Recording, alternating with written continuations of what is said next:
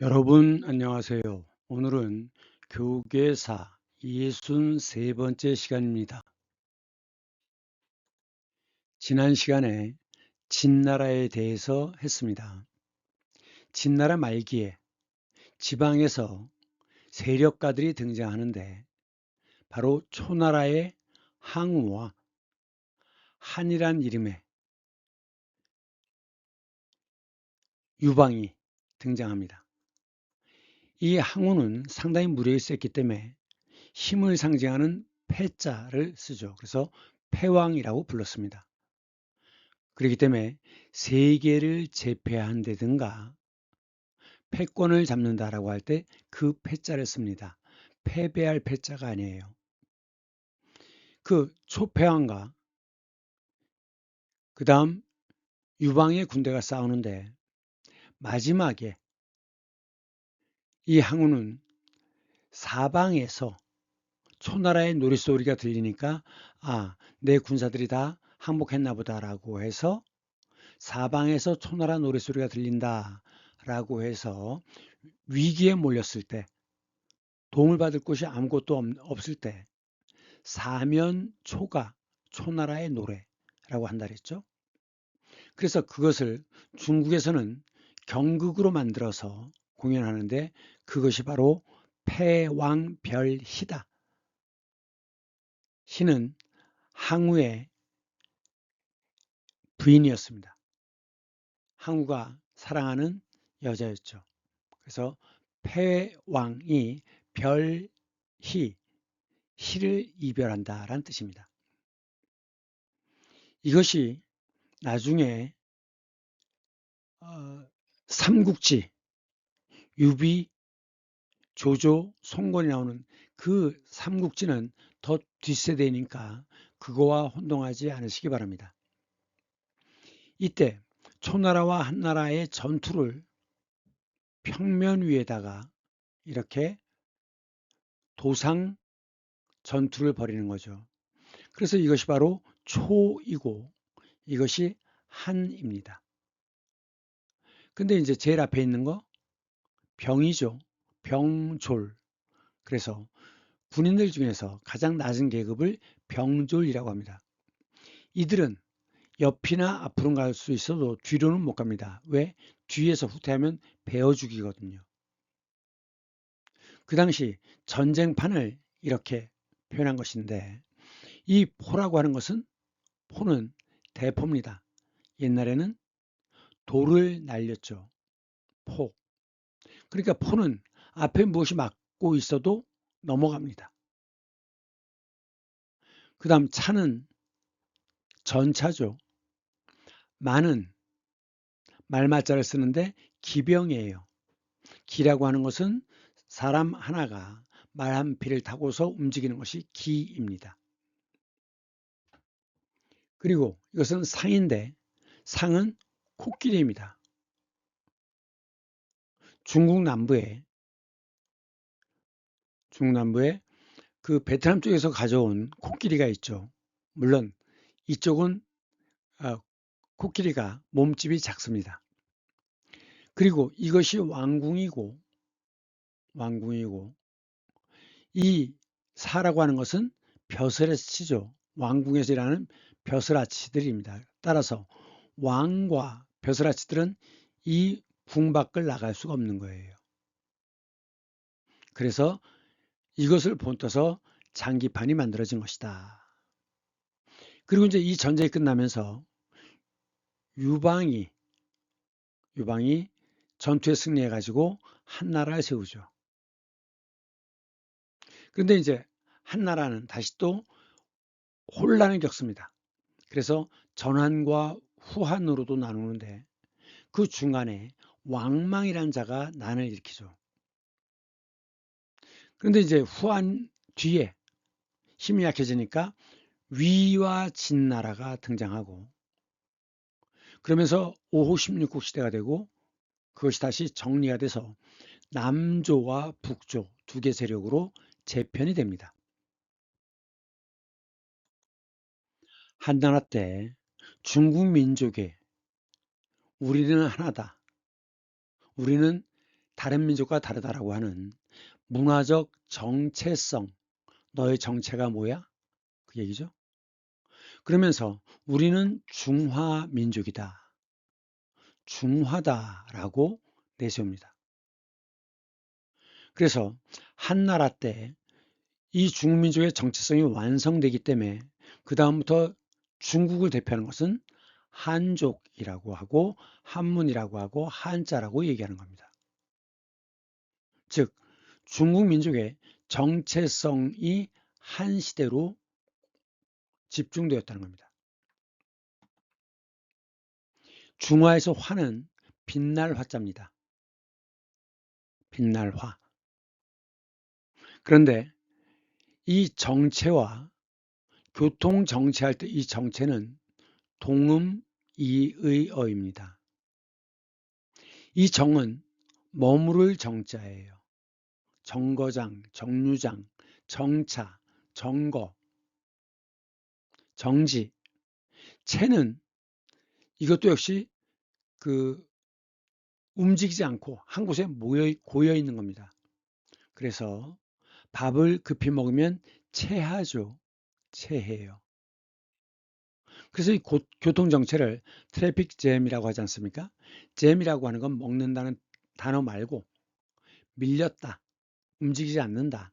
그래서 복사기에서도 잼이 났다라고 얘기합니다. 종이가 걸려서 더 이상 복사가 진행이 안 되는 것이죠. 정체란 뜻입니다.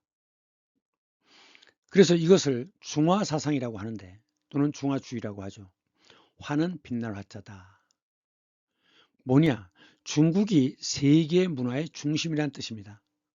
오로지 자기들만 빛난다는 거죠.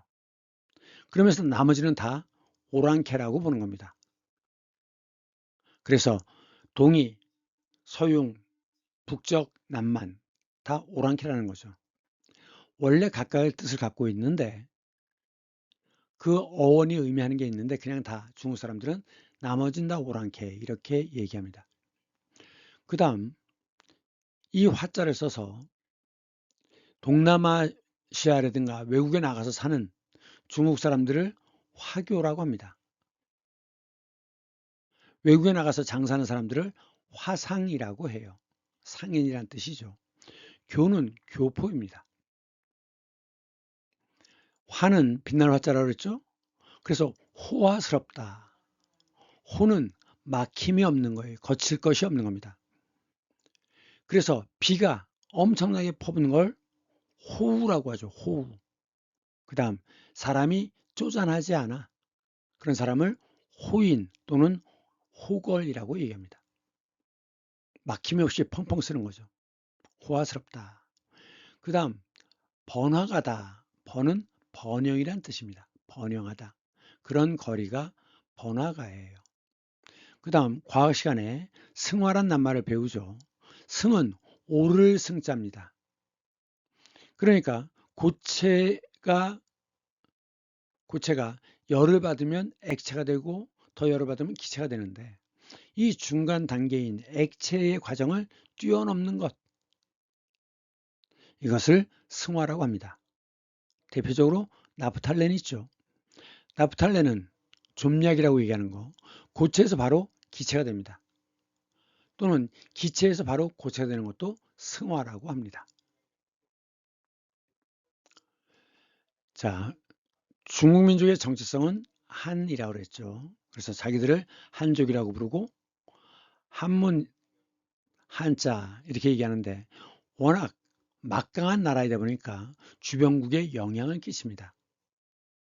그래서 우리나라 같은 경우는 조선시대 때 우리나라 선비들은 우리는 작은 중화다, 소중화다라고 하면서 야만족이 아님을 매우 자랑스러워하는 인간들도 있었습니다. 그래서 중국에 대한 의리, 이걸 매우 중요시하는, 간도 쓸기도 다 빼주는 그런 상황이 있었죠. 그 다음 주변국에 영향을 주는데 지금 서울을 가로지르는 강 이름이 뭡니까? 한강이죠. 그러니까 주변국의 문화에도 다 이렇게 영향을 끼쳤다는 겁니다. 그래서 동아시아는 중국처럼 한자 문화권이 되는데 중국은 물론이고 한국과 일본, 베트남까지도 한자를 사용합니다. 베트남의 경우도 대부분의 베트남 사람들은 그것이 한자에서 온 것이라는 걸 모르지만 실제로는 한자에서 온 말이 굉장히 많습니다. 예를 들면 아침 인사가 새신 아침조를 써서 우리 발음으로는 신조인데 베트남에서는 아침 인사가 신짜오 이렇게 인사를 합니다. 그런 낱말이 굉장히 많아요. 그러면 이제 이 베트남에 이게 문묘 지도입니다. 여기가 들어가는 입구예요. 입구를 들어가면 연못이 있습니다. 왜냐? 이 오행 중에 수는 지혜를 상징합니다. 그래서 이 유생들이 글 공부하는 사람들이 아침에 일어나서 물을 들여다보면서 자신을 돌아보는 거죠. 지혜를 상징합니다. 그리고 또 들어가면 여기는 장서각이 있습니다. 책을 모아두는 밑에 땅이랑 닿으면 곰팡이가 피고 책이 썩잖아요. 그래서 띄워놨습니다. 장서각이 있고 들어가면 이 안쪽 여기가 문묘입니다. 문묘. 문묘라는 건 뭐냐? 공자를 문을 펼쳤는데 왕의 대접을 하기 때문에 그래서 문선왕이라고 부르거든요. 그런데 묘라고 하는 건 뭐냐? 왕과 왕비의 위패를 모셔놓는 위패, 이름을 써서 나무에 새기는 위패를 모셔놓는 곳이 묘입니다. 그러면 개인들은 묘가 아니라 뭐라고 합니까? 사당이라고 합니다. 사당. 그래서 왕인 경우에는 묘이지만 위패를 모셔놓은 것이 묘이지만 개인은 사당이라고 합니다. 여러분들 지하철 4호선에 사당역 있죠? 왜 사당역이냐? 거기에 사당이 있었어요. 그런데 문묘인데 그러면 이제 요 안쪽에 공자와 유학자들의 위패를 여기다 모셔놓는 겁니다. 그래서 문묘라고 하는데 왜 문묘? 문선왕의 묘다. 묘다. 무덤이란 뜻이 아닙니다. 위패를 모셔놓은 곳이란 뜻입니다. 이걸 줄여서 문묘라고 하는데 이게 베트남 발음으로는 반묘입니다. 반묘. 음이 비슷한 게 되게 많아요. 또는 공자는 크게 이루었다. 크게 이룬 성인이다. 그래서 그 문묘를 대성전이라고도 합니다. 그러니까 문묘든 대성전이든 다 공자를 모신 사당을 가리키는 말이에요. 전이라고 하는 것은 왕에 해당되는 큰 건물이 전이죠. 그래서 왕이 거주하는 곳, 이것이 전이고 전. 그리고 황제가 거주하는 곳은 폐입니다. 폐. 그리고 왕세자가 거주하는 곳은 저이기 때문에 부를 때 폐하, 전하, 저하라고 부르는데 유교에서 가장 높이 모시는 사람이 공자고 그리고 불교에서는 석가모니죠. 그렇기 때문에 절이나 아니면 이 문묘는 전이라고 이름을 붙이는 겁니다. 전. 자, 그러면 이건 뭐냐? 지금 문묘가 있다는 이야기는 이 베트남도 유교의 영향을 많이 받았다는 뜻이죠. 그래서 한때 이 베트남에서도 과거 시험을 봅니다. 그래서 이 문묘 오른쪽에 보면 건물이 보이죠? 여기에 지붕이 있고 여기에 밑에는 거북이의 모양을 하고서 위에 비석을 세워놨어요. 그러니까 각 시대마다 장원급제한 사람들의 비석을 이렇게 세운 것입니다. 중요한 건 여기서도 과거 제도를 시행했다라고 하는 겁니다. 이것은 베트남 중부에 후에라고 하는 곳이 있는데 그 16세기, 17세기 이때 여기 이 후에가 그 베트남의 수도였어요. 근데 그 후에 왕이 죽으면 능을 만들죠. 왕릉에 있는 조각상들입니다. 지금 여기서 보면 앞에 부분을 보면 이런 모자를 쓰고 그 다음에 신발을 신었어요. 근데 뒷줄에 있는 사람들은 꼭 청나라 군인들의 모자 같은 걸 썼죠. 곶갈 같은 걸 썼습니다. 그런데 보면 맨발이에요. 이 사람들은 가죽신을 신었지만 이들은 다 맨발입니다. 그리고 요 끝에 보면 코끼리가 보이나요? 네. 이 아열대 지방에도 코끼리가 있는데 몸집이 작습니다. 여기 보시면 지금 여기 사람의 키예요. 그러니까 좀 말보다 좀 큰 편인 거지 이 코끼리가 아프리카 코끼리처럼 압도적으로 크지 않습니다. 이걸 보면 베트남에서는 코끼리 부대도 운영했다는 뜻입니다. 자, 한 가지 더 강조하는 것은 이 우리가 한자라고 얘기하는 이것은 글자가 통합된 것은 진나라 때죠.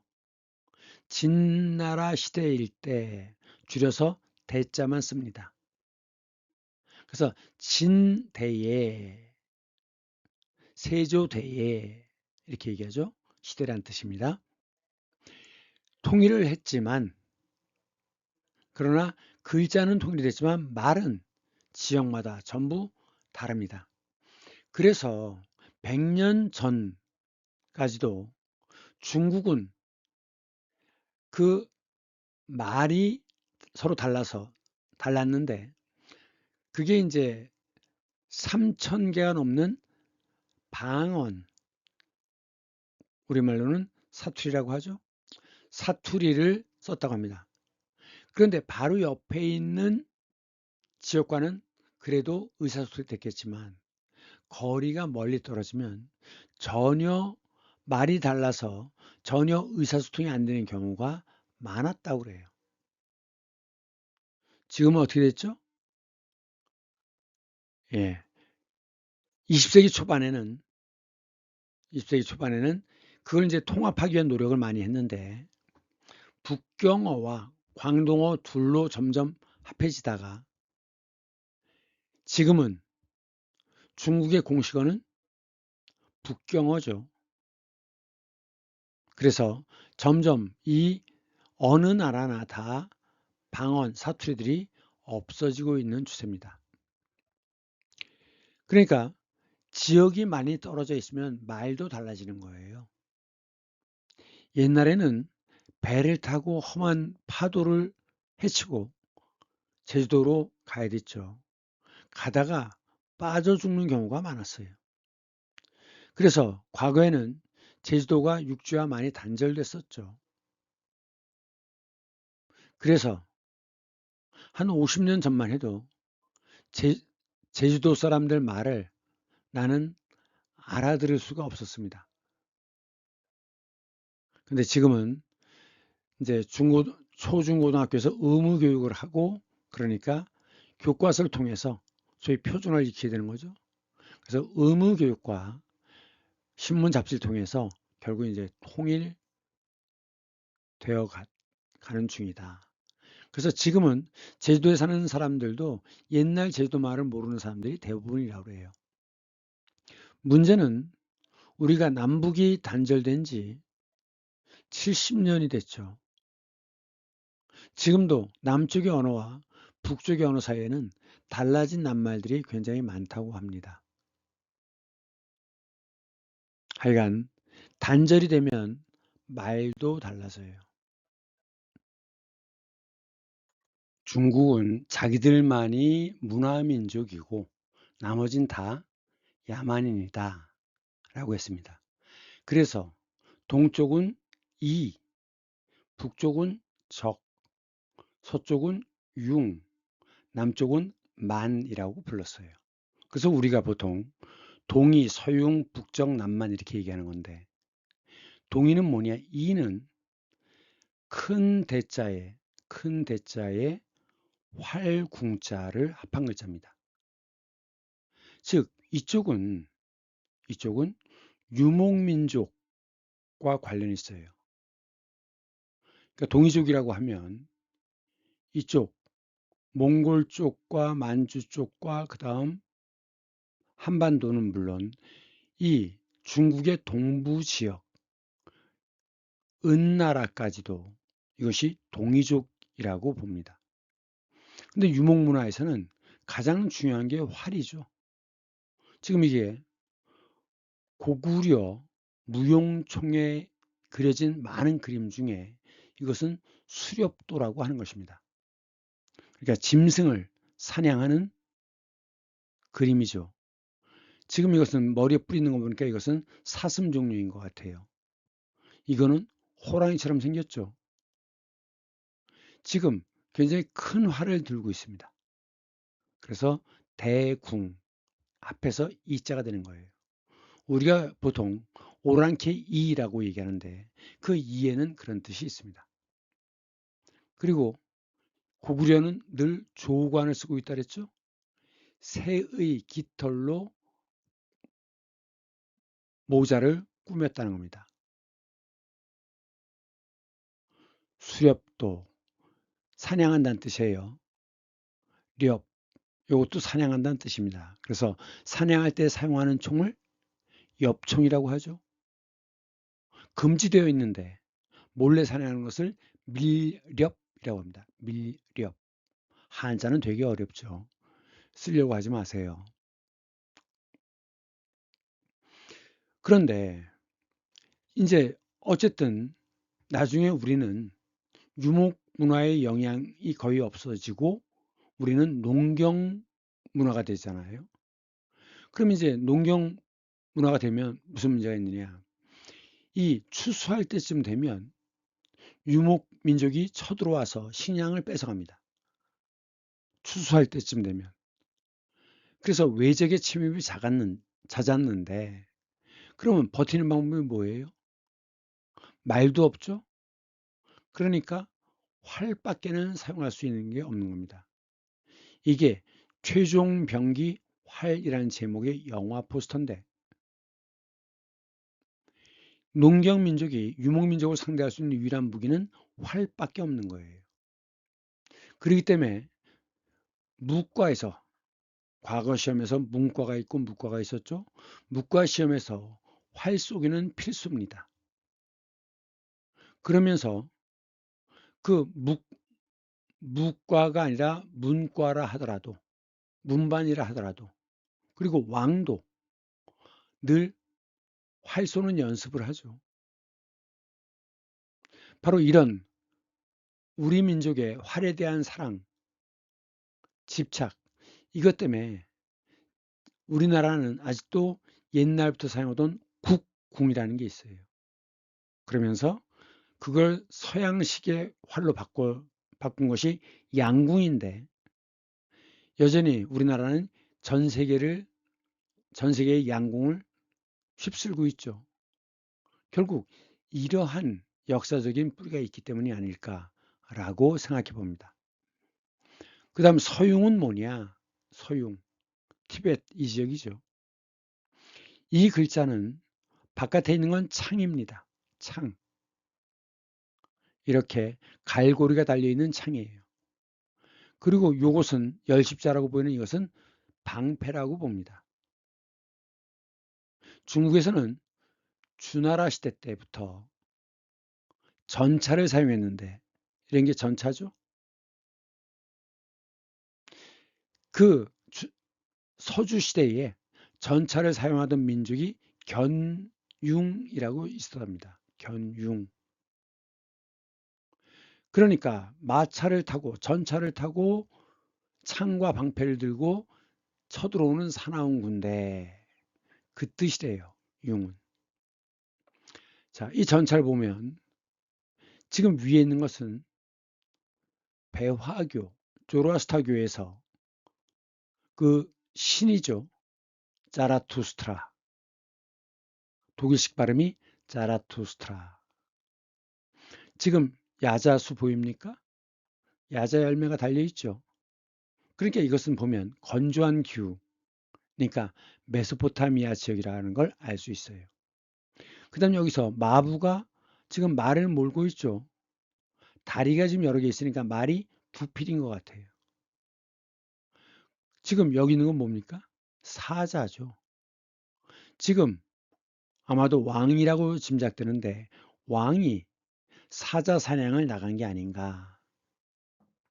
요것은 표범입니다. 이쪽 지역에서는 새끼일 때 표범이라는 것을 데려와서 키워요.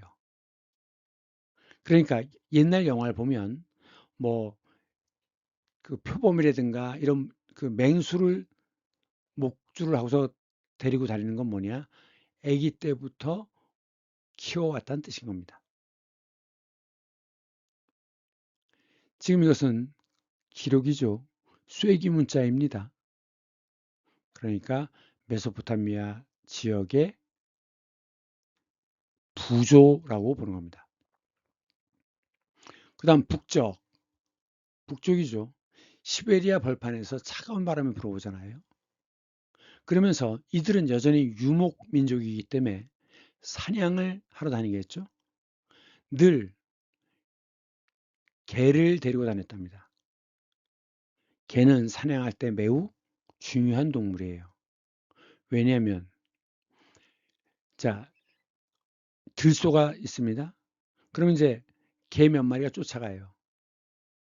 그럼 이제 들소가 도망갈 거 아니에요? 그러면 이제 빠른 속도로 추격하면 들소도 빨리 도망가야 되죠. 그래서 이제 개는 땀구멍이 없죠. 혀에 있는 그 쪽으로 열을 내보냅니다. 그러니까 개가 오래 달리면 열을 식히느라고 혓바닥이 쭉 바깥으로 나옵니다. 그러니까 들소를 쫓아가는데 맹추격을 하다 보면 지치잖아요. 그럼 다른 놈이 붙어서 쫓아갑니다. 그래서 개들은 계속 교대를 하죠. 하지만 들소는 계속 쫓겨가는 거잖아요. 그러다 결국은 그 너무나 호흡이 빨라져 가지고 심장이 터져서 죽는다는 거죠. 그러니까 사냥을 할 때, 야생동물을 사냥할 때 개는 매우 중요한 겁니다. 그래서 사냥에 항상 동반하던 데리고 다니던 개와 그다음 추운 지역이니까 불을 자주 사용하지 않겠어요? 그래서 불화를 합해 가지고 이렇게 적자를 만든 거다. 그런데 이 사냥에 동반하던 개라고 하는 것은 바로 이게 토템과도 관련이 있다고 봐요. 토템이란 어떤 동물이나 식물이 자기들의 조상이 자기들을 보호하기 위해서 다시 환생이 해온 것이라고 보죠. 그래서 어떤 동식물이 자기들의 조상이라고 믿는 것, 이것이 토템입니다. 징기스칸 영화를 보면 이제 몰려가지고 사면초가의 상태에서 그 성스러운 땅에 가서 기도를 올리는데, 굴속에 들어가서 기도를 올리는데 푸른 늑대가 나타나는 장면이 나옵니다. 그래서 푸른 늑대가 계시를 주는 거죠. 그래갖고 징기스칸이 다시 힘을 내어서 결국은 초원을 정벌하였다, 이런 겁니다. 그래서 이 개는 아마 늑대 토템과 관련된 게 아니냐는 주장도 있어요. 그 다음 남만은 밑에 벌레충이 들어갔죠. 중국 남부 이 지역은 온도가 높고 습도가 높아요. 고온 다습합니다. 그래서 뱀과 곤충이 많아요. 그렇기 때문에 지금 벌레충이 들어갔는데 이것은 벌레를 상징하는 것으로 봅니다. 그러니까 뱀을 숭배하는 야만인이다. 이게 련자인데, 련. 왼쪽 오른쪽에 다 실사가 들어갔죠. 그래서 실이 엉켜서 어지럽다는 겁니다. 그러니까 실이 엉켜서 어지러울 정도로 뭔 말을 하는데 전혀 말이 통하지 않는 뜻이죠. 그러니까 말도 안 통하는 야만인, 지들 말만 말이고 다른 민족의 말은 말이 아닌 거죠. 자기들에게 맞자는 무조건 야만인이라고 몰아붙이는 거죠. 하여간 이 그 특징을 따서 뱀과 언어가 소통하지 않는 것, 그 특징을 따갖고 만이라고 붙인 겁니다. 그래서 이 네 개의 이민족은 알아둘 필요가 있습니다. 자주 나와요. 그러면 개를 데리고 다녔다 그랬죠. 그래서 견융 때부터 전차를 사용했다고 그러는데 이 전차의 역사를 좀 보겠습니다. 최초의 전차는 수메르의 바퀴 내달린 전차입니다. 바퀴가 이렇게 살로 되어 있지 않고 나무 두 개를 다시 박아서 이게 제대로 갈 수 있겠습니까? 하여간 수메르 시대는 이렇게 바퀴 내달린 전차를 썼다. 그 뒤는 어떻게 됐어요? 바퀴 두 개로 바뀌었죠. 그런데 이때 그 말을 보면 이때는 말의 크기가 당나귀만 했대요. 당나귀. 작았다는 거죠. 그러다가 기원전 1000년 전쯤에 개량을 해서 지금 우리가 그 유럽에서 보는 커다란 말이 등장했다는 겁니다.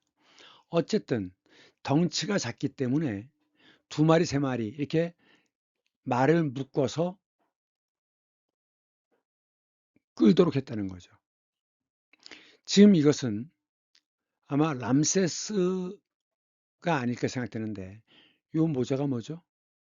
파라오의 전투용 모자죠. 전투용 모자. 지금 여기서 보면 앞에 말을 끄는 마부가 있지만 여기 표범도 보이죠? 표범이 아니라 치타인 것 같으네요. 네. 어릴 때부터 길들인 겁니다. 마부가 끌지만 실제로 전투가 벌어지면 자, 이 뒤쪽에는 칼이 2개 정도가 들어있어요.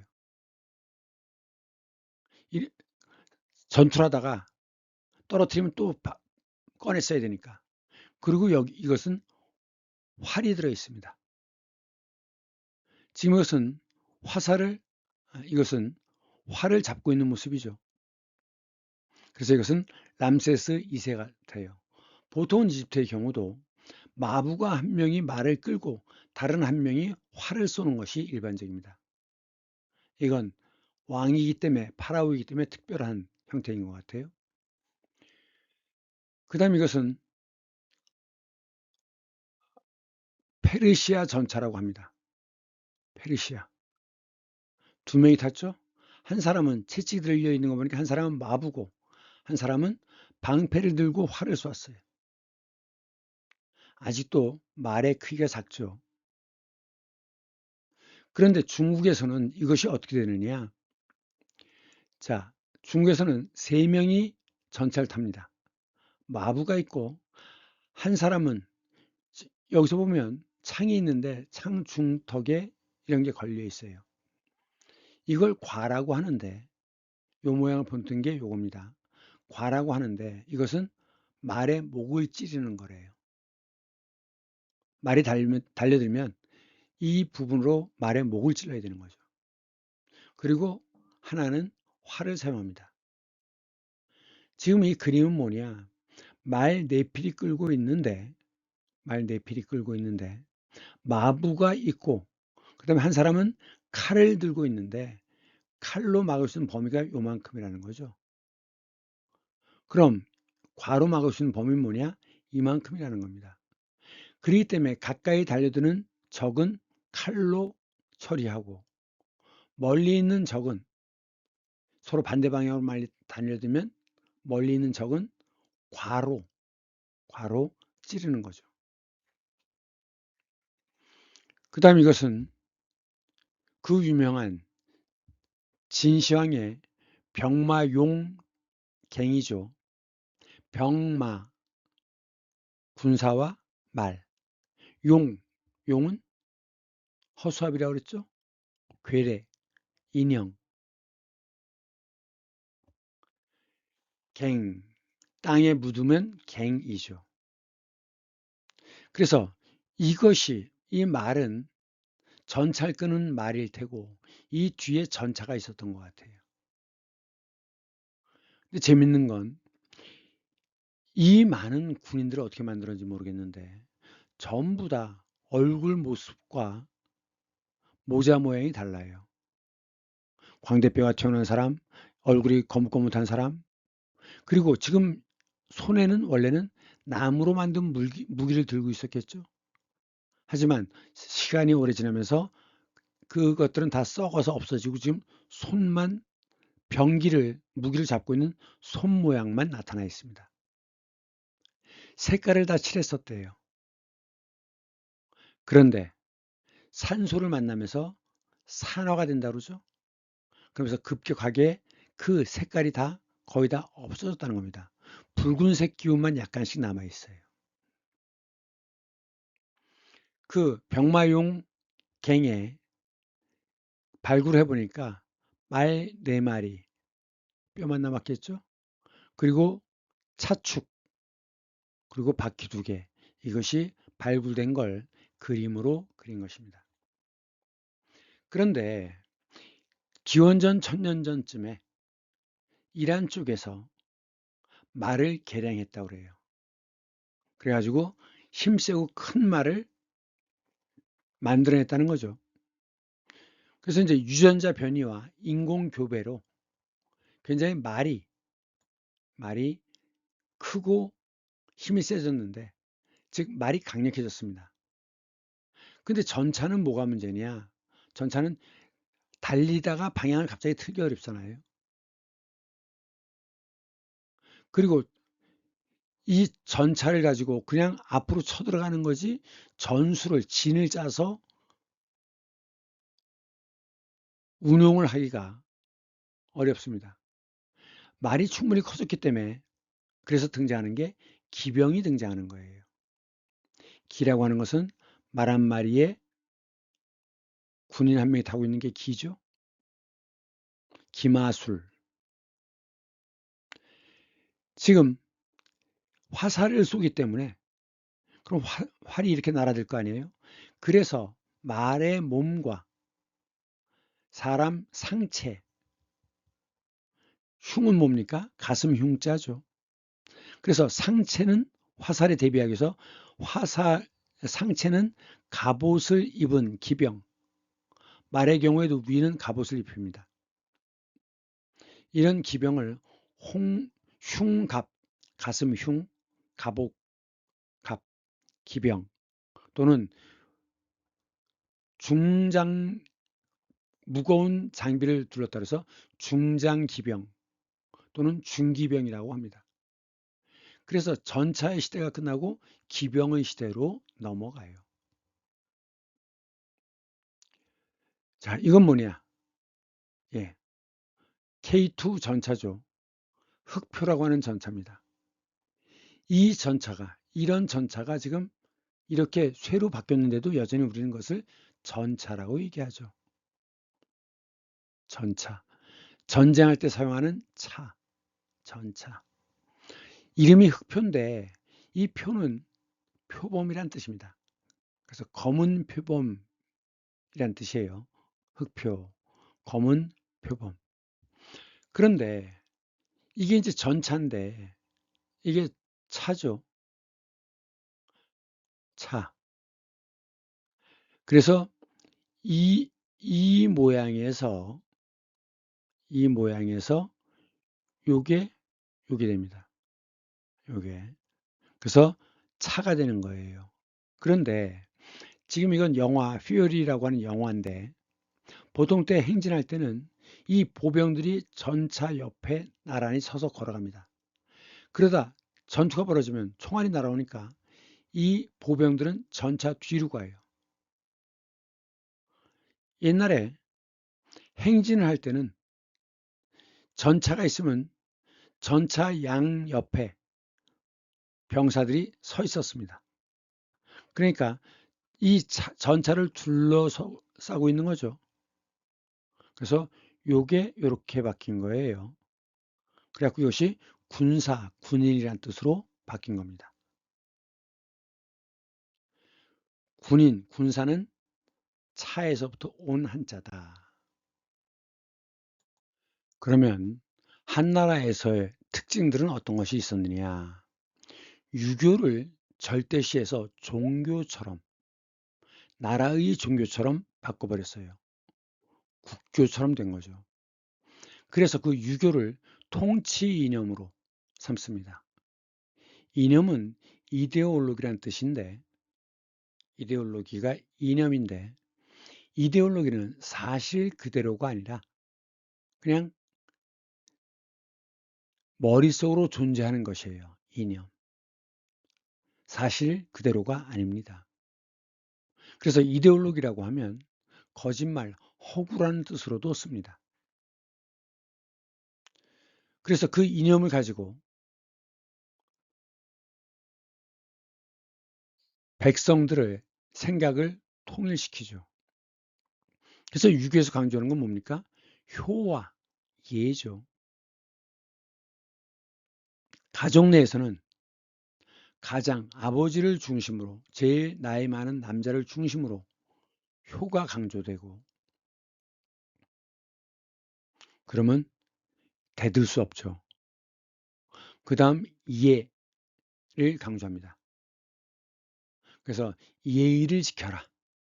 즉 황제는 황제의 역할이 있고 일이 있고 벼슬아치는 벼슬아치의 일과 백성들은 백성으로 지켜야 될 예의가 있다는 거죠. 그래서 가족으로 사람들을 묻고 너 혼자가 아니야. 가족을 생각해야지. 하나는 이 예를 통해서 황제의 권위를 정당화합니다.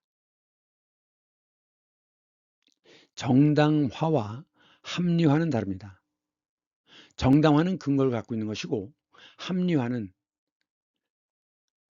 거짓 증거로 그럴듯하게 꾸며대는 것이 합리화죠. 정당화와 합리화는 다릅니다. 그러면서 이때 한나라 때 기술과 학문이 매우 발전해요. 왜 그러냐? 그 전 시대인 진나라 때 진시황이 분서갱유를 했죠. 책을 전부 다 불태우고 선비들을 구덩이에 굴이죠, 굴. 선비들을 학자들을 구덩이에 묻었어요. 그렇기 때문에 이때 많은 책들이 없어지면서 한나라에서는 훈고학이 등장합니다. 훈을 달다. 한자에서 음이 있고 훈이 있죠. 뜻이에요. 훈은. 고는 옛고자지만 말을 단다는 겁니다. 주석을 단다는 거예요. 설명을 단다는 겁니다. 그래서 이 한자는 이런 뜻이다. 라고 글자 하나하나의 뜻을 다른 책과 비교해서 살펴서 증명하는 것, 참고해서 증명하는 것, 그것이 고증입니다. 그래서 한나라 때는 훈고학이 발달해요. 이 시대 또 어떤 기술, 가장 중요한 거 종이 만드는 기술이죠. 체륜이. 그 전까지는 어떻게 했느냐? 자, 이걸 뭐라고 합니까? 대나무를 얇게 잘라서 편편하게 만들어서 거기다 글씨를 쓰죠. 진나라 때는 글씨 모양이 이랬어요. 둥글둥글 했는데 이제 한나라 때는 대나무에다 써야 되니까 이렇게 둥글둥글하게 표현할 수가 없거든요. 그래서 글자의 크기를 같게 만들고 직선으로 나가도록 글자가 바뀝니다. 이걸 예서라고 한다. 그래서 실제로 한자를 통일한 것은 진나라 때지만 이것이 문서에 쓰이고 일반화되는 것, 이것은 한나라 때 이 글자다. 그래서 그 글자를 진서라고 하지 않고 한자라고 한다. 진자라고 하지 않고 한자라고 한다라는 겁니다. 자, 이게 죽간이에요. 자, 하나 간단하죠? 그래서 이게 간단할 간자예요. 그러면서 여기다 옛날에 편지를 썼죠. 그래서 여기다 쓴 글이기 때문에 서간문이라고도 하는 겁니다. 편지 간자, 간단할 간자예요. 대나무로 만들어진 것이기 때문에 죽간이라고 하죠. 그러면 이제 오른쪽부터 써가지고 오른쪽부터 써서 위에서 아래로 쓰죠. 그러면서 그 다음에 또 죽간을 또 붙이겠죠. 그 다음에 또 붙이겠죠. 또 붙이겠죠. 그걸 실로 이렇게 엮어야 되잖아요. 그런 다음에 이쪽부터 이렇게 두루루 감잖아요. 여기서부터.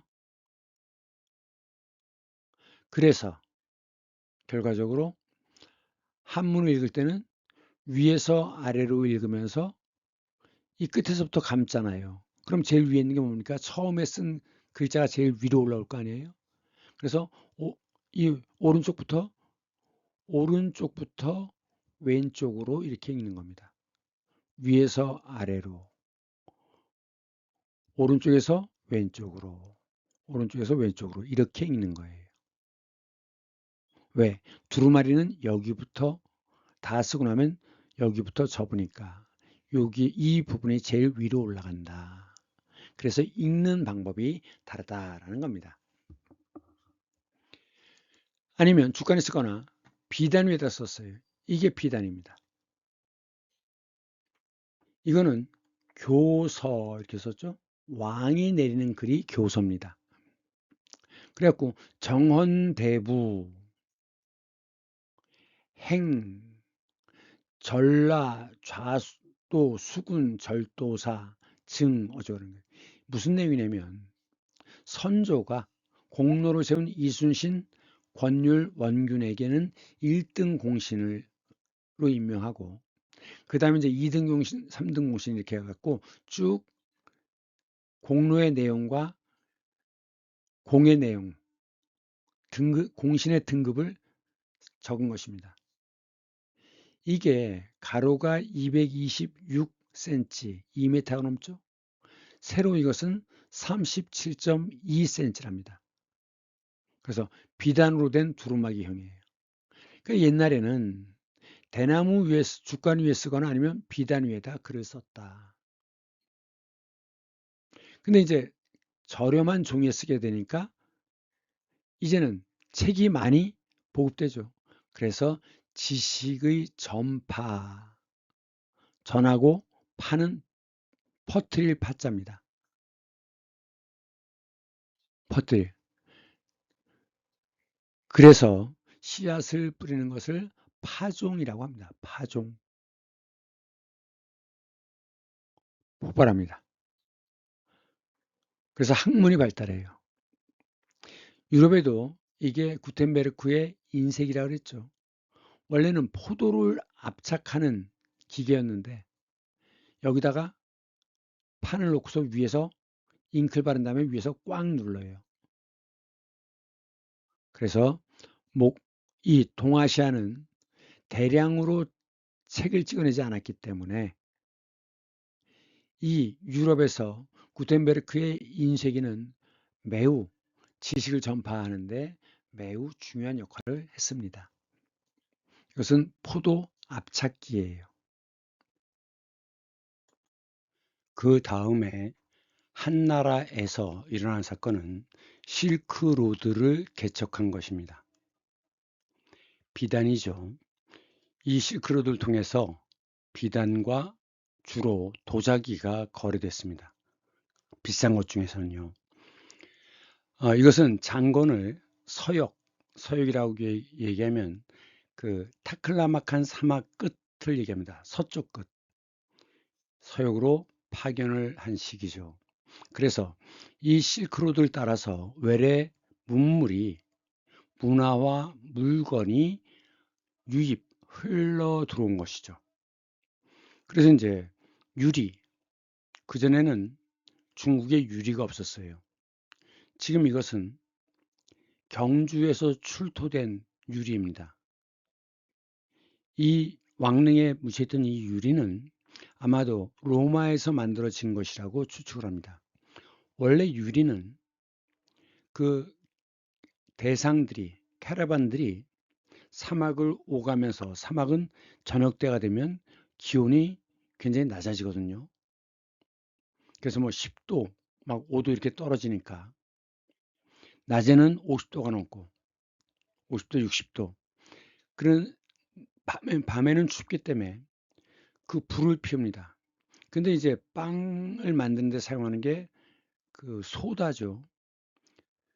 그 불을 피웠는데 그 소다가 거기에 떨어졌던 모양이에요.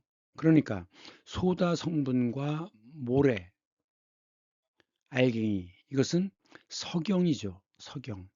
그리고 그 석영만 모여 있는 그런 것을 보크사이트라고 합니다. 그런데 이제 그 소다가 불 주변은 뜨거우니까 그 모래들이 열을 받잖아요. 그런데 소다가 들어가니까 그것이 녹더라는 거죠. 그래서 그 중동 지방에서 캐러반들이 이 유리 만드는 법을 알아낸 것입니다. 신라 왕의 그 죽은 다음에 무덤에 넣어주는 거, 이것을 이제 껴 묻거리라고 얘기하는데, 이 중에는 그 허리띠에 금이나 옥 같은 것도 있지만 거기에 유리 구슬도 들어가 있습니다. 그러니까 유리가 매우 귀했던 것이죠. 지금으로 치면 뭐 다이아몬드 이런 식인 거죠. 이 유리가 들어오고 그 다음에 향료, 향내 나는 것들 태워서 그 향기를 맡는 것이죠. 향료, 그리고 사자, 라이온이 들어옵니다. 중국에는 라이온이 없어요. 우리나라도 당연히 없죠. 이 사자라는 개념이 중국으로 넘어와서 지금 중국에는 사자춤이 있죠. 사자탈을 쓰고서 추는 춤. 이 문화가 전래되는데 그것이 불교와도 관련이 있습니다. 그 부분은 좀 이따 설명하고, 또 한 가지는 이것은 이제 중앙아시아 쪽에서 나온 것이라고 생각되는데, 당초문, 당초문, 당나라의 풀이란 뜻이에요. 그 문이 지금 이것은 넝쿨이 이렇게 계속 뻗고 있죠. 이런 것을 넝쿨식으로 되어 있는 이러한 문양을 당초문이라고 하는데, 당나라 때 들어왔던 건가 봐요. 그래서 당초문이라고 하는데, 이것은 끝없이 뻗어나가는 줄기, 그래서 끝없는 생명과 번영을 상징합니다.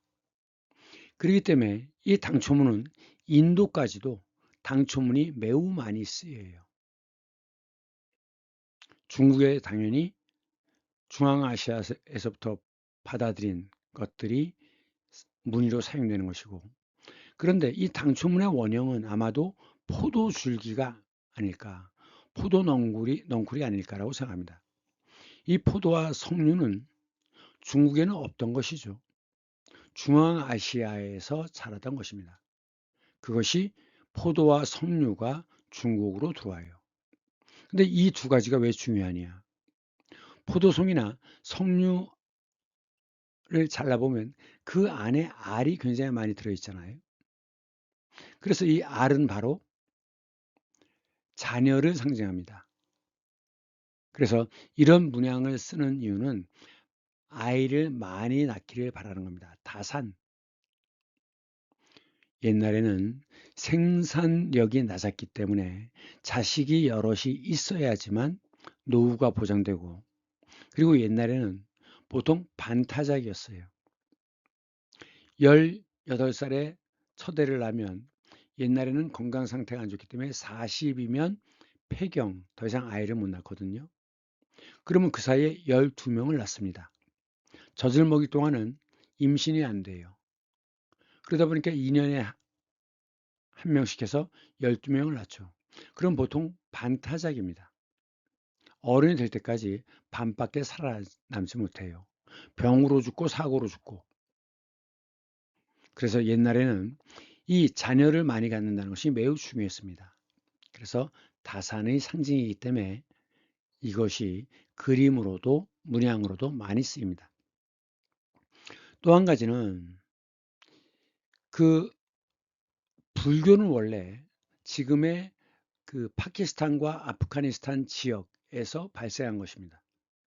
그러니까 그것이 실크로드를 타고서 중국으로 전해지는데, 자, 지금 이 그림을 보시면 가운데가 석가모니고 왼쪽이 뭘 타고 있어요? 코끼리를 타고 있죠? 코끼리는 자비를 상징합니다. 코끼리 중에서 특히나 흰 코끼리, 요걸 한자로 백상이라고 해요. 힐백 코끼리상, 코끼리의 어금니를 상아라고 하죠. 네. 그래서 이 코끼리는 지금도 태국에서는, 동남아에서는 흰 코끼리를 숭배합니다. 그 위에 있는 것이 바로 보현보살이다. 보살이란 아직 부처가 되지 못한 자예요. 자비를 상징하고 석가모니가 있고, 그리고 오른쪽에 있는데 이것이 바로 사자입니다.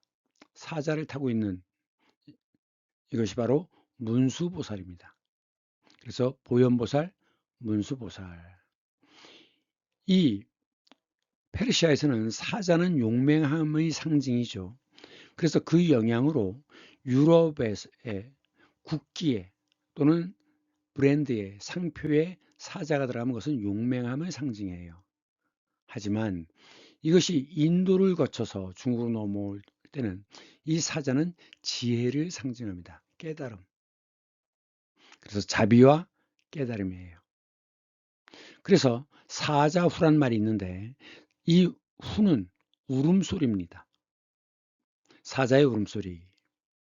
그래서 열변을 토하거나 어떤 깨달음을 얻었을 때 그 깨달음을 퍼뜨리는 것, 전파하는 것, 이것을 사자후를 토하다라고 얘기를 하는데, 그래서 사람들은 사자후가 굉장히 큰 소리라고 생각하는데 사실 사자의 울음소리는 매우 작아요. 그래서 이것은 사실적인 표현이 아니라 사자가 지혜를 의미하기 때문에 지혜, 깨달음, 이런 의미로 사자후라는 말을 씁니다. 한 가지 더, 절에 가보시면 앞에 불상이 있지만 뒤에 이런 그림들이 그려져 있는데 이 그림을 탱화라고 합니다. 탱화. 영정처럼 이렇게 뒤에 걸어두는 그림. 그래서 탱화라고 합니다. 뒷그림. 그리고 이 한나라 때는 본격적으로 서민 문화가 발달됩니다. 서민에서 서는 많다는 뜻이에요. 즉 대부분의 사람들, 귀족이나 노예 이런 특별한 사람이 아니라 대부분의 사람들을 서민이라고 합니다. 보통 사람들이죠. 그래서 이제 시가 발달해요. 특히나 인간의 감정을 표현한 서정시, 감정이죠.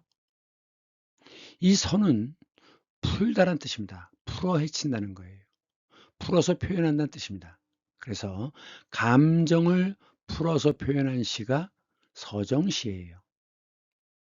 자, 시에서 내용상에 갈래하면 서정시냐 서사시냐 극시냐 이렇게 얘기하죠. 서사시는 뭐냐면 서는 차례 서자입니다. 한자가 달라요. 차례 서자입니다. 그럼 사는 뭐냐? 사는 일사자인데 여기서는 역사적 사건입니다. 그래서 역사적 사건을 시간의 순서대로 차례대로 표현한 시가 서사시예요. 그래서 최초의 서사시가 호머의 일리아드 뭐 이렇게 얘기를 하는데 사실은 그보다 더 앞선 서사시가 길가메시죠. 메소포타미아의 길가메시입니다. 그래서 요거는 표현하다란 풀어서 표현하다는 뜻이고 이것은 차례대로라는 뜻으로 구분을 해야 됩니다. 순서라고 할 때 요 서자를 씁니다. 그 다음 서술하시오. 차례대로 쓰라는 거죠. 그 다음 극시. 극시는 연극 중에서 사용하는 시, 연극 형식의 시를 극시라고 합니다. 극은 연극이에요. 이왕 시의 내용상의 갈래가 나왔으니까 형식상의 갈래는 뭐라고 얘기하죠? 형태가 딱 정해져 있어요.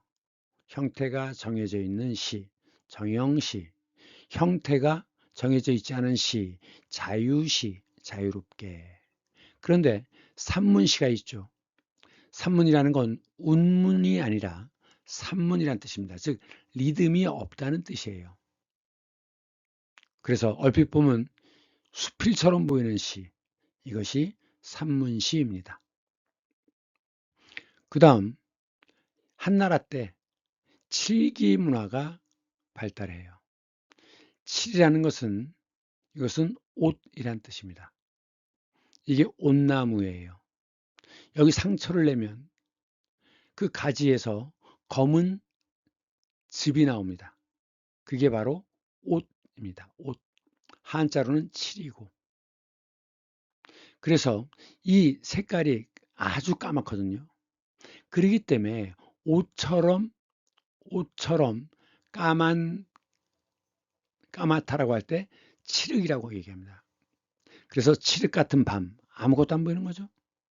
이 흙을 자꾸 이거로 혼동하는데 아닙니다. 이거예요. 검은 흑자를 써야 됩니다. 칠의 검은 색깔. 그래갖고 칠기가 있죠. 지금 요거 당초문을 그렸잖아요. 그리고 그 위에 옷을 칠합니다. 옷. 요것을 칠해요. 그리고 겉엔 다시 이렇게 니스 비슷한 성분으로 다시 반짝반짝거리게 만드는 거죠. 이렇게 만든 게 칠기입니다.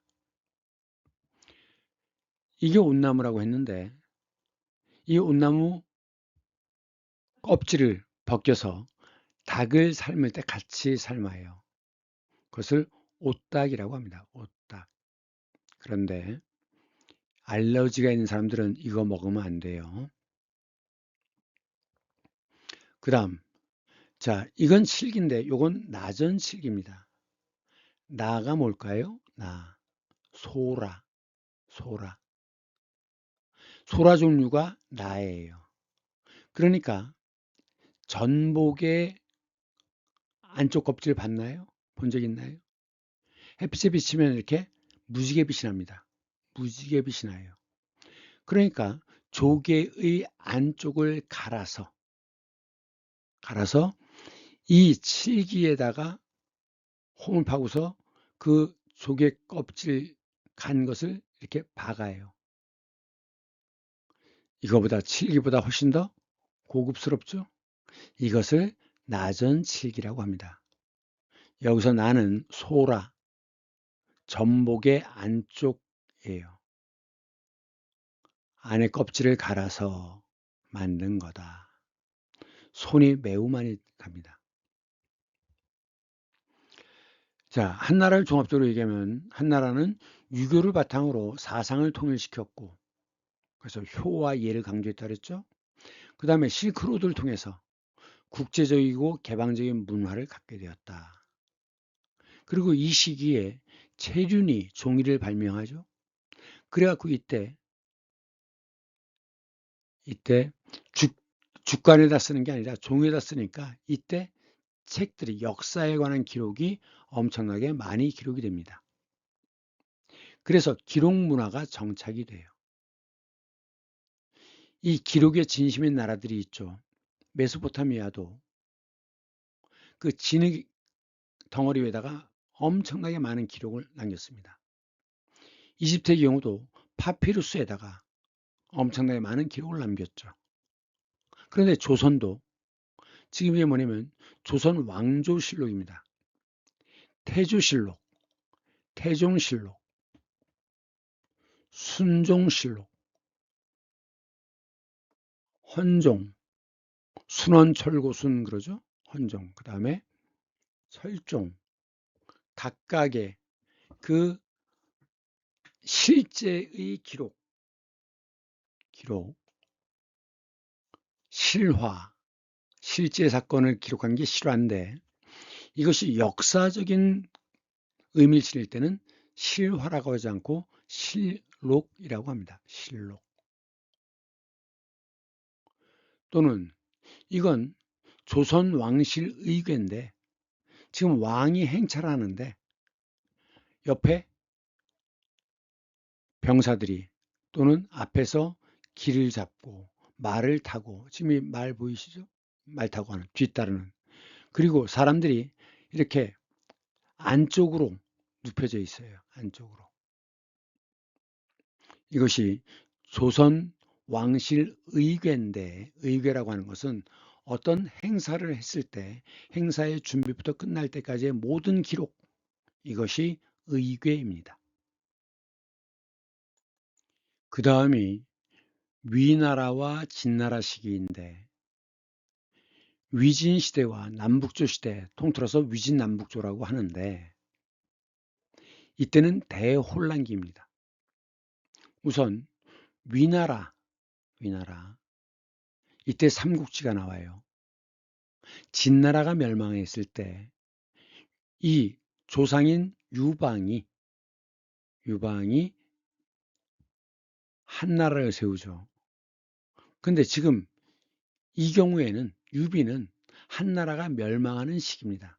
그러니까 유방이 한나라의 시작이라면 유비는 한나라의 마지막이에요.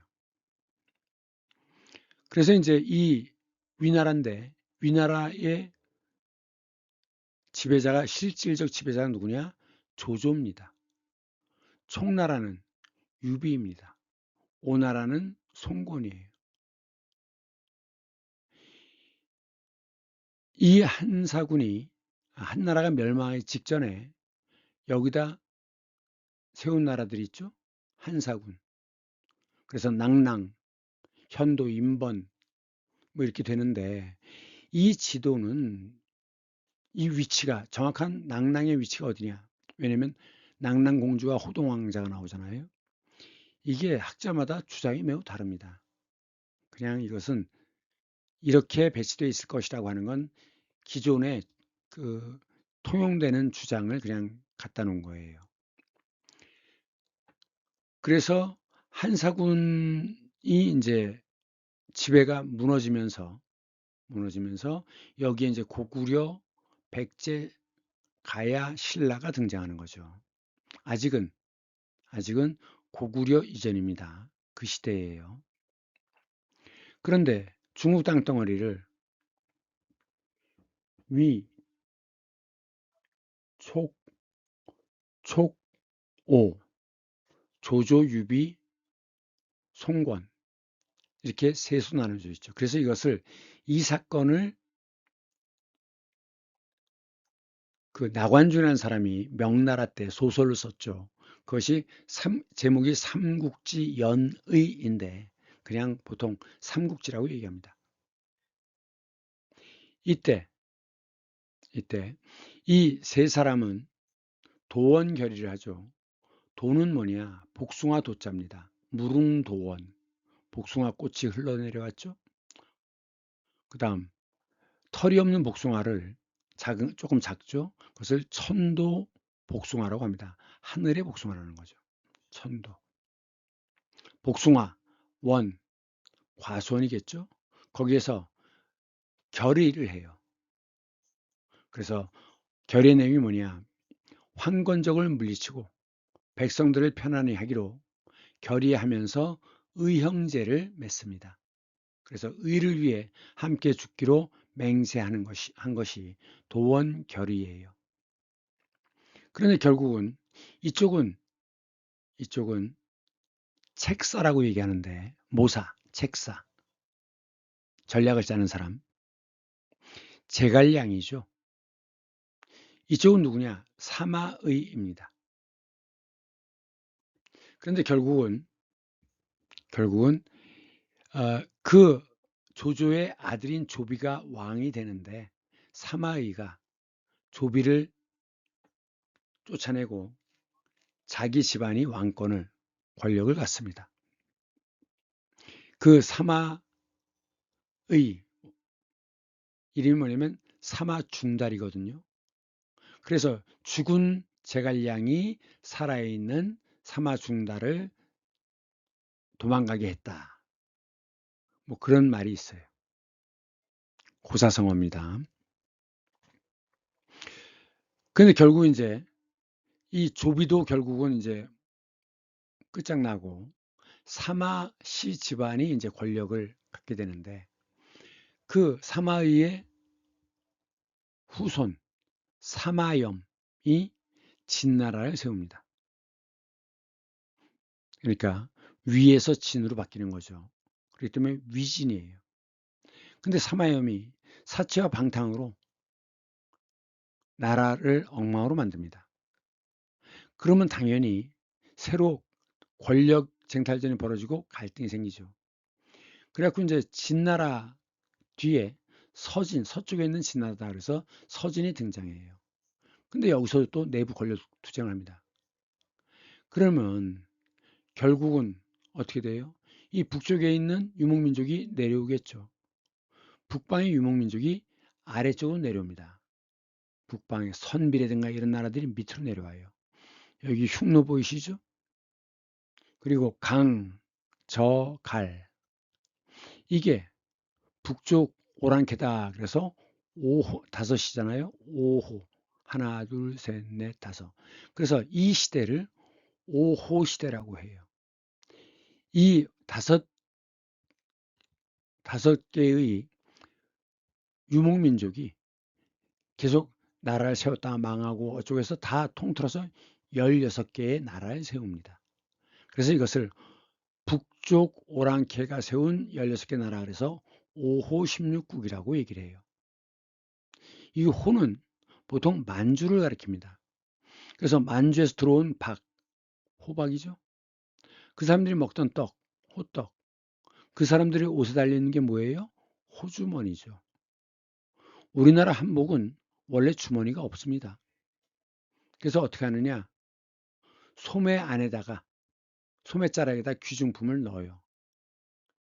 그럼 이제 20세기 들어서 남의 물건을 터는 사람들이 있죠? 그럼 귀중품이 어디 있습니까? 소매 안에 들어있잖아요. 그래서 소매를 칩니다. 그럼 이제 거기서 귀중품, 동전이나 돈 이런 게 나올 거 아니에요? 그럼 갖고 달아나는 거죠.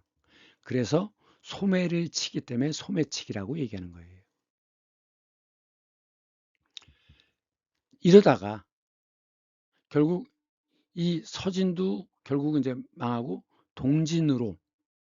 동진이 남쪽으로 내려갑니다. 동진이. 지금 이것이 장강이에요. 일본에서는 양자강이라고 하는데 이게 장강입니다. 장강 밑으로 내려가요. 그전에는 이쪽은 중국 역사의 중심은 하수, 황하강 중심이었지 여기는 버려진 관심이 없었던 곳이거든요.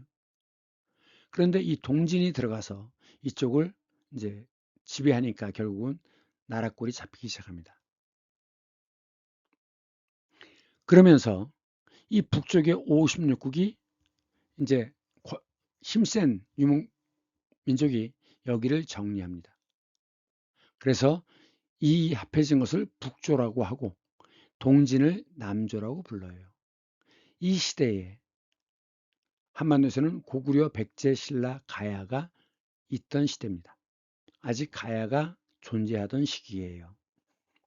그렇기 때문에 요거를 오호라고 하고 요것을 남조, 북조, 그래서 남북조라고 얘기합니다. 이것은 중국 입장에서는 유목민족 오랑캐야 무시하니까 통틀어서 얘기할 때 어떻게 얘기하느냐? 위진, 남조, 북조. 그래서 위진남북조라고 얘기합니다. 자, 이 표는 후한시대 후한시대 위촉으로 나라가 갈리죠. 삼국지 시대. 그래서 서진이 등장하고 이게 막 변하고 다시 동진 남쪽으로 내려가고 이것이 남조가 되고 이쪽이 북조가 되는데 이것을 다시 통합한 나라가 수나라입니다. 이건 다음 시간에 하겠습니다. 그런데 앞에서 전차를 얘기했죠. 싸움하는 차예요. 그런데 동음이의어 전기로 가는 차도 있죠. 이겁니다. 전차. 보통 트램이라고 얘기할 때는 이걸 가리키는 거예요. 우리나라도 1960년대에 청량리부터 동대문까지 이 전차가 다녔습니다.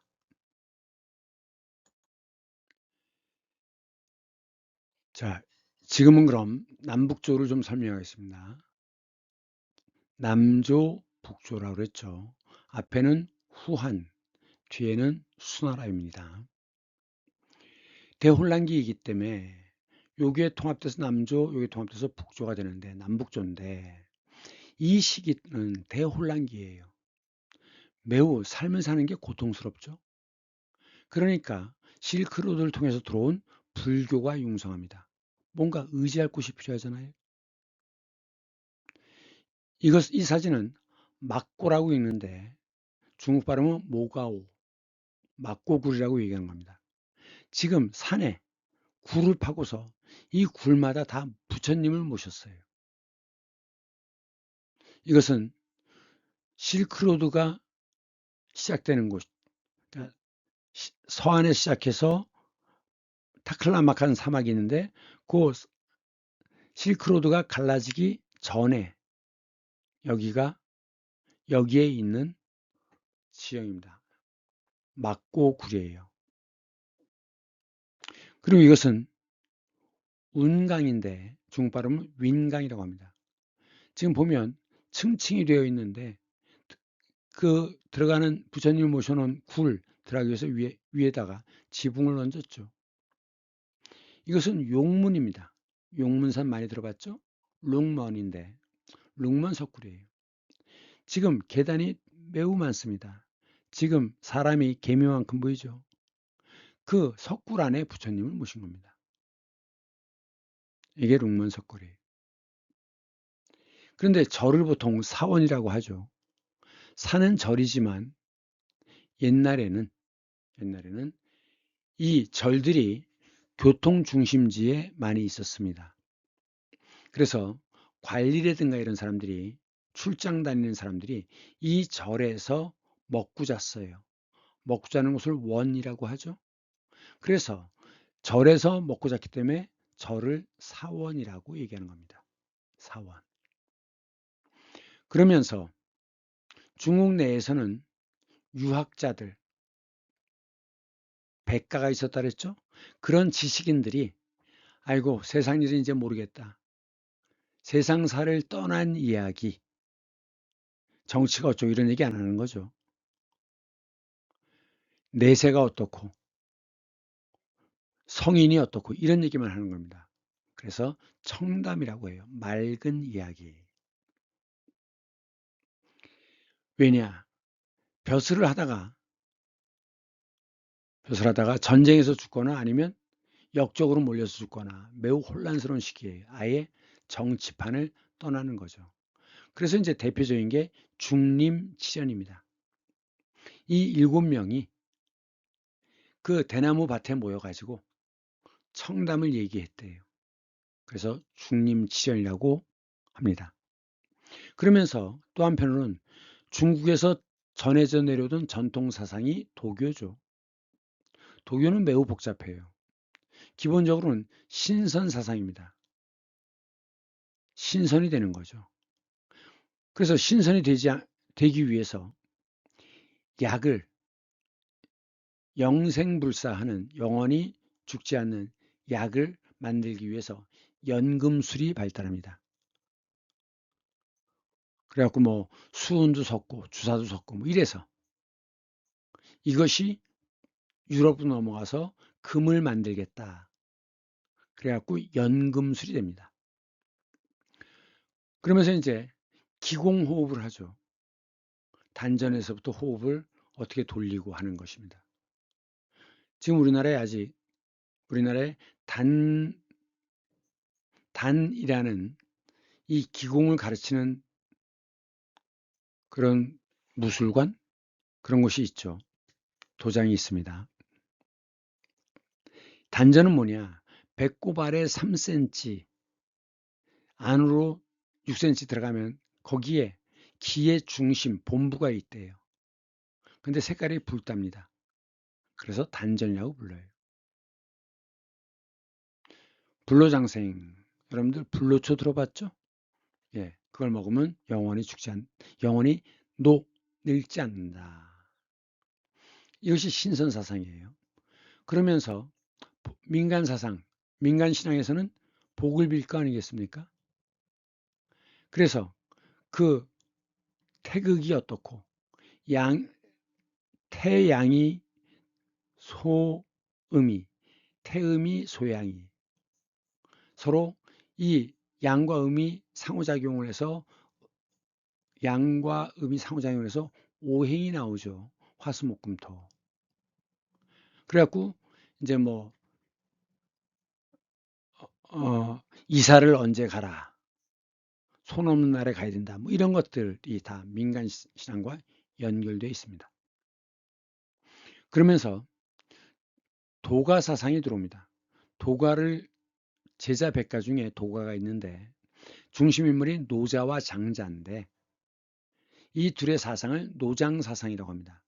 그 중에서도 특히 도교에서는 이 노자를 옥황상제에 해당되는 수준으로 봐요. 신격화합니다.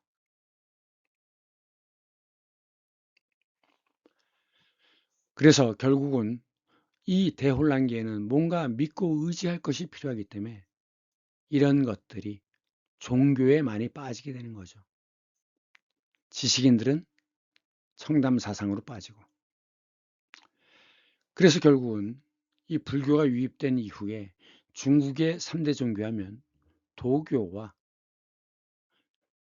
유교, 불교 셋을 드는데 사실은 이 유교가 과연 종교냐? 유가사상이죠. 공자맹자 유가사상인데 그것이 거의 종교화되어 있기 때문에 그냥 보통 그 유가사상을 종교에 집어넣기도 합니다. 그래서 중국의 3대 종교다. 오늘도 1시간을 훨씬 넘었네요. 다음 시간에는 수, 당, 송에 대해서 하겠습니다. 긴 시간 동안 수고 많았어요. 다음 주에 다시 만나요.